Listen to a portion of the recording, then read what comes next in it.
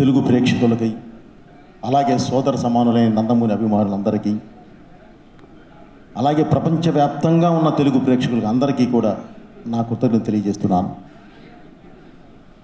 ముందుగా ఈ సినిమా గురించి మాట్లాడాలి అంటే, ఈ సినిమాని తీసి రిలీజ్ అప్పుడే చెప్పడం జరిగిందండి. సినిమాలో కూడా ఫస్ట్ షాట్ అదే. విశ్వవిఖ్యాత నట సార్వభౌమ డాక్టర్ ఎన్టీ రామారావు గారి వారికి ఈ సినిమాని అంకితం చేస్తూ మొదలుపెట్టాము. ఆయన ఆశీస్సులతోనే ఈరోజు ఈ సినిమా 10 years నిలబడి ఆడింది. ఎందుకంటే ఆ తరానికి దిశానిర్దేశం చేస్తూ ఒక అద్భుతమైన పాత్ర వేసిన ఒక లెజెండ్, ఆ తరం లెజెండ్ ఆయన అయితే, ఈ తరానికి సినిమా రూపంలో మేము చూపించిన ఈ లెజెండ్ బాలయ్య గారు. అలాగే లెజెండ్ అని టైటిల్ పెట్టడం కాదండి, ఆ పెట్టడంతో పాటు ఒక లెజెండరీ సినిమా మీ ముందుకు తీసుకొచ్చినందుకు ఒక దర్శకుడిగా నిజంగా నేను గర్వంగా ఫీల్ అవుతున్నాను. అలాగే లెజెండ్ అంటేనే చరిత్ర సృష్టించేవాడు, అలాగే చరిత్రను తిరగ రాసేవాడు. ఈ సినిమా అదే చేసిందండి. ఒక అద్భుతమైన చరిత్ర సృష్టి, 10 సంవత్సరాలు ఆడి ఒక అద్భుతమైన 3 years ఆడి ఒక అద్భుతమైన చరిత్ర సృష్టించింది. అలాగే ఒక సరికొత్త రికార్డు క్రియేట్ చేసిందండి. ఎందుకంటే 3 వారాల పాటు సినిమా థియేటర్లో ఆడితే చాలు అనుకునే రోజుల్లో 3 సంవత్సరాల పాటు ఒక థియేటర్లో ఆడటం అనేది నాటి జోకండి. అది ఎలా పడితే అలా సాధ్యమయ్యేది కాదు. దానికి ప్రేక్షక ఆదరణ కావాలి, పెద్దల ఆశీర్వాదం కావాలి, దేవుడు దయ ఉండాలి, మా కష్టం ఉండాలి. ఇవన్నీ కలిసి ఈరోజు 10 years అయినా సరే, ఈరోజు రేపు రిలీజ్ అవుతుంది, ఈరోజు ప్రీ రిలీజ్ ఈవెంట్కి వచ్చామా అలా ఉంది సినిమా. అలాగే ఒక సింహ అయిన ఈ సినిమా గురించి మాట్లాడాలి, ఆర్టిస్ట్ అండ్ టెక్నీషియన్స్ గురించి మాట్లాడాలి అని అంటే, ఒక సింహ అయినా, ఒక లెజెండ్ అయినా, ఒక అఖండ అయినా, అంటే ఒక లెజెండ్, ఒక మంచి సినిమా తీస్తే అది బాగా ఆడితే నెక్స్ట్ సినిమాకి బడ్జెట్లు పెంచుకోవడానికి పనికి వస్తుందండి. అలాగే ఇంకొక రకం కూడా ఉందండి. ఒక మంచి సినిమా తీసి అది బాగా ఆడితే బాధ్యత పెంచుద్దండి. ఆ బాధ్యత ఈ లెజెండ్ అనే సినిమా అంత అద్భుతమైన బాధ్యత పెంచబట్టే, మా భుజాల మీద అంత బాధ్యత వేయబట్టే ఆ కసితో మేము చేసిందే అఖండ. కాబట్టి ఇక ముందు కూడా మేము చెయ్యబోయే ఏ సినిమా అయినా సరే ఇంతే బాధ్యతతో, ఇంతే నిష్టతో, ఒక యజ్ఞంలా చేసి మేము ముందుకు తీసుకొస్తామని చెప్పి నేను తెలియజేస్తూ, ఇక బాలయ్య గారి గురించి ఒక మాట చెప్తానండి.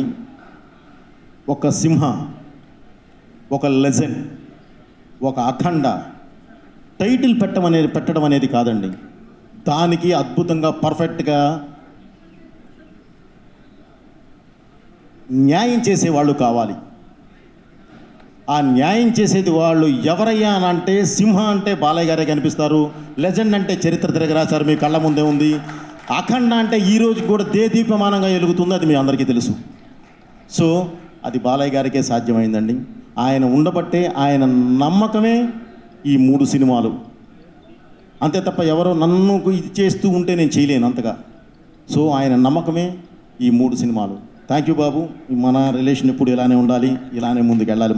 మనం చేసే ప్రతి సినిమా ప్రేక్షకుల ముందు తీసుకొచ్చి ఇలానే ప్రతి సంవత్సరాలు మనం జరుపుకోవాలి.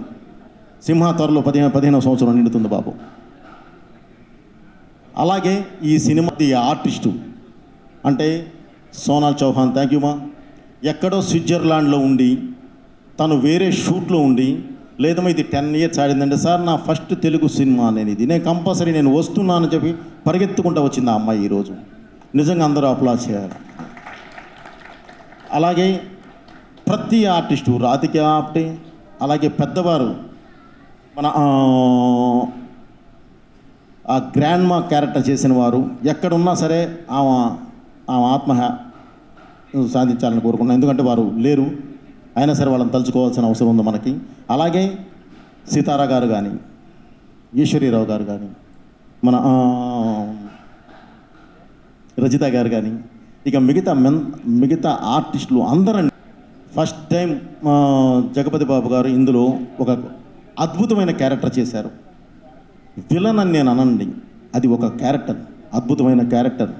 ఆ క్యారెక్టర్ చేసి ఈరోజు మీరు చూస్తూ ఉంచి అందరూ చాలా హ్యాపీగా ఫీల్ అయ్యారు, షాక్ అయ్యారు. ఎందుకంటే ఆ ప్యాటర్న్ ఆఫ్ క్యారెక్టర్ ఆయన అంతకుముందు చేయలేదు. అలాగే మిగతా ఆర్టిస్టులు అందరికీ పేరు పేరు నా కృతజ్ఞత తెలియజేస్తూ ఒక్కళ్ళని మాత్రం నేను గ్యారంటీ మీ అందరి ముందు ఒకటి చెప్పాలండి. చలపతిరావు బాబాయ్